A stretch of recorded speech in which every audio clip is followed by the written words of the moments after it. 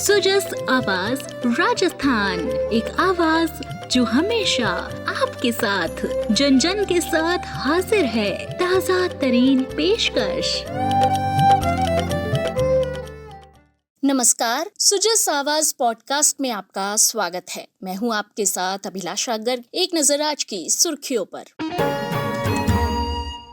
मुख्यमंत्री ने बालिकाओं और कामकाजी महिलाओं को वितरित की ई-साइकिल। बालिकाओं से किया आत्मीय संवाद, बेटियों ने जताया आभार। मुख्यमंत्री ने कहा, बेटियों की मुस्कान ही हमारी ताकत। महिला शक्ति के उत्थान के लिए राज्य सरकार तत्पर। मुख्यमंत्री की पहल पर प्रदेश में कर्मचारी कल्याण की दिशा में हो रहा कार्य। 1700 चिकित्सकों को मिली पदोन्नति। चिकित्सा विभाग की डीपीसी बैठक में पदोन्नति प्रस्तावों का अनुमोदन। और अब समाचार विस्तार से। आप सुन रहे हैं सुजस आवाज राजस्थान।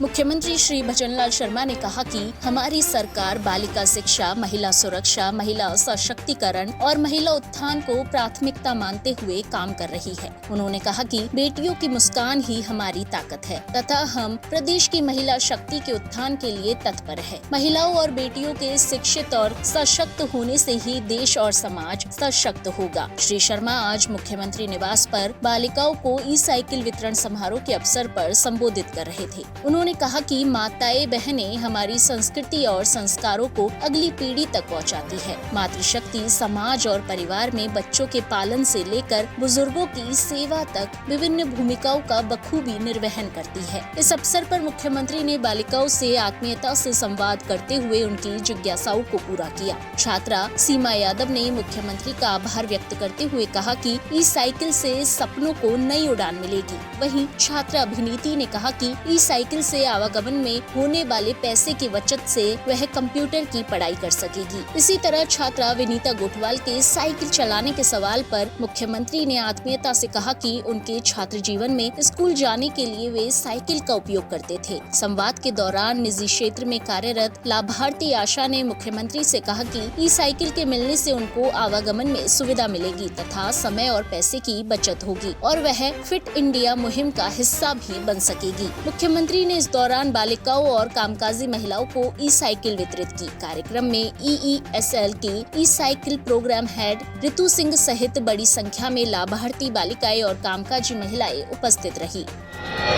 मुख्यमंत्री ने कहा कि राज्य सरकार ने अब तक विभिन्न योजनाओं में लगभग 11 लाख से अधिक छात्राओं को साइकिल प्रदान की है। श्री शर्मा ने कहा कि प्रदेश में महिला सशक्तिकरण की दिशा में मुख्यमंत्री नारी शक्ति उद्यम प्रोत्साहन योजना, प्रधानमंत्री मातृ वंदना योजना और मुख्यमंत्री मातृत्व पोषण योजना संचालित की जा रही है। राज्य सरकार ने प्रधानमंत्री मातृ वंदना योजना में प्रोत्साहन राशि को बढ़ाकर 6,500 रुपए किया है। उन्होंने कहा कि राज्य सरकार 5 साल में 4 लाख सरकारी और निजी क्षेत्र में 6 लाख नौकरियों के संकल्प को पूरा करेगी। प्रतियोगी परीक्षा की तैयारी करने वाली छात्रा रितिका ने कहा कि राज्य सरकार द्वारा भर्ती परीक्षाओं का कैलेंडर जारी करने से बेहतर तैयारी हो पा रही है और पेपर लीक जैसी घटनाओं पर अंकुश लगने से उनका आत्मविश्वास भी बढ़ा है। उन्होंने आभार जताते हुए कहा कि उनके पिता विशेष योग्यजन है तथा मुख्यमंत्री को देखकर उन्हें परिवार के सदस्य जैसा प्रतीत होता है, जिन्होंने ई-साइकिल का उपहार दिया है। मुख्यमंत्री ने इस अवसर पर आह्वान किया कि वे सभी दृढ़ निश्चय और कड़ी मेहनत के साथ अपने सपनों को पूरा करें। राज्य सरकार बालिकाओं के उज्जवल भविष्य के लिए उनके साथ खड़ी हुई है।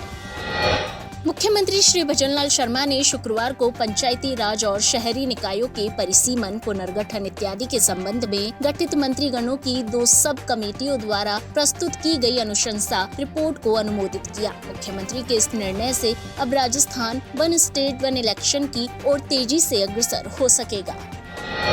मुख्यमंत्री श्री भजनलाल शर्मा ने कहा कि पर्यटन के क्षेत्र में स्थानीय और विदेशी पर्यटकों की संख्या में निरंतर बढ़ोतरी से हमारा राजस्थान देश में अग्रणी राज्य बन रहा है। उन्होंने कहा कि पर्यटन क्षेत्र में आ रहे निरंतर बदलाव के अनुरूप प्रदेश में सैलानियों की संख्या में वृद्धि के लिए ऐतिहासिक, प्राकृतिक और धार्मिक स्थलों के विकास कार्यों की कार्य योजना बनाई। साथ ही निरंतर समीक्षा करते हुए समयबद्ध रूप से इन कार्यों को पूरा किया जाए। उन्होंने कहा कि पर्यटन स्थलों के विकास कार्यों में जनप्रतिनिधियों और स्थानीय लोगों के सुझावों को भी शामिल किया जाए। श्री शर्मा शुक्रवार को मुख्यमंत्री कार्यालय में पर्यटन और कला एवं संस्कृति विभाग की बजट और अन्य महत्वपूर्ण घोषणाओं के क्रियान्वयन की समीक्षा बैठक की अध्यक्षता कर रहे थे। उन्होंने अधिकारियों को निर्देश दिए कि राजकीय संग्रहालयों के उन्नयन और संरक्षण, पैनोरमा निर्माण कार्य, बावड़ी जीर्णोद्धार सहित अन्य महत्वपूर्ण विकास कार्यों को प्राथमिकता के आधार पर चरणबद्ध रूप से पूरा किया जाए।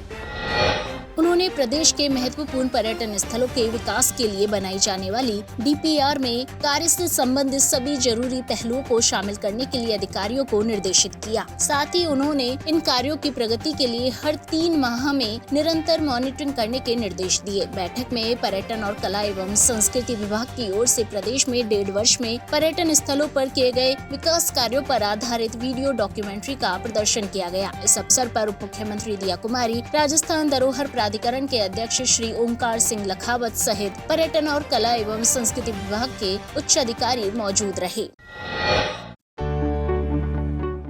राजस्थान सरकार का प्रयास, सही जानकारी हो आपके पास। राजस्थान सरकार के समाचारों, महत्वपूर्ण निर्णयों और सभी योजनाओं की सटीक और सही जानकारी आपको मिलती है सुजस ई-बुलेटिन, सुजस वीडियो बुलेटिन और सुजस आवाज पॉडकास्ट के साथ। इसके लिए फॉलो करें हमारे YouTube channel DIPR Rajasthan official, Facebook page और X handle DIPR Rajasthan. Rajasthan सरकार से जुड़ी दिन भर की खबरों के लिए आप सुजस ऐप भी डाउनलोड कर सकते हैं।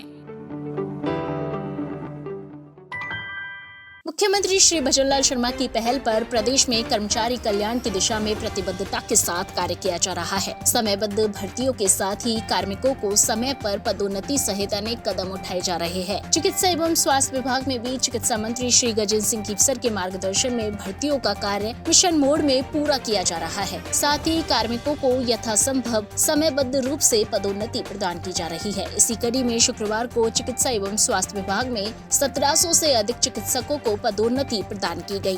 राजस्थान लोक सेवा आयोग की सदस्य श्रीमती संगीता आर्य की अध्यक्षता में विभागीय पदोन्नति समिति की बैठक आयोजित की गई। चिकित्सा एवं स्वास्थ्य विभाग की प्रमुख शासन सचिव श्रीमती गायत्री राठौड़ ने बताया कि DPC की बैठक में 1700 चिकित्सकों की पदोन्नति के प्रस्ताव का अनुमोदन किया गया। साथ ही 4 अतिरिक्त निदेशक को निदेशक के पद पर पदोन्नति के प्रस्ताव का भी अनुमोदन किया गया। बैठक में चीफ फूड एनालिस्ट के एक पद पर भी पदोन्नति प्रदान की गई।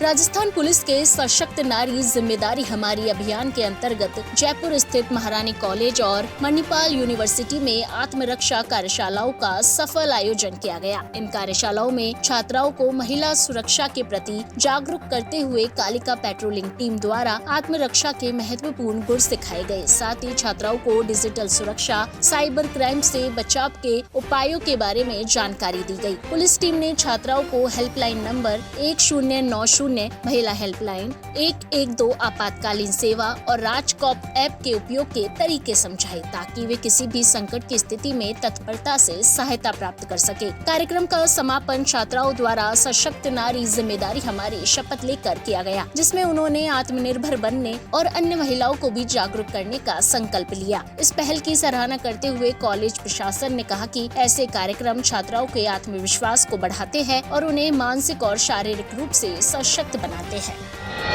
कोटा जिले में 2 दिन से हो रही लगातार बारिश और अतिवृष्टि से प्रभावित क्षेत्रों में जिला प्रशासन ने त्वरित गति से राहत और बचाव कार्य शुरू कर दिए हैं। जहां जल भराव है वहां से लोगों को सुरक्षित बाहर निकाला जा रहा है। जिले की दीगो तहसील के बाढ़ प्रभावित क्षेत्रों का शुक्रवार को ऊर्जा मंत्री श्री हीरालाल नागर ने दौरा किया। ऊर्जा मंत्री ने ट्रैक्टर पर बैठकर दीगोद और डूंगरजा समेत विभिन्न गाँवों का दौरा कर हालात का जायजा लिया। उन्होंने जल भराव वाली निचली बस्तियों से लोगों को रेस्क्यू कर सुरक्षित स्थान पर भेजने और बाढ़ग्रस्त इलाकों में राशन और खाद्य सामग्री पहुंचाने के निर्देश दिए। श्री नागर सर्वाधिक प्रभावित दीगो तहसील के नीमोदा गांव पहुंचे और वहां राहत और बचाव कार्यों का जायजा लिया। जिला कलेक्टर श्री पीयूष समारिया ने अतिवृष्टि प्रभावित क्षेत्रों का दौरा किया और आवश्यक दिशा निर्देश प्रदान किए। जिला प्रशासन के नेतृत्व में NDRF और SDRF की टीमें भी राहत और बचाव कार्यों में सुबह से जुटी हुई है।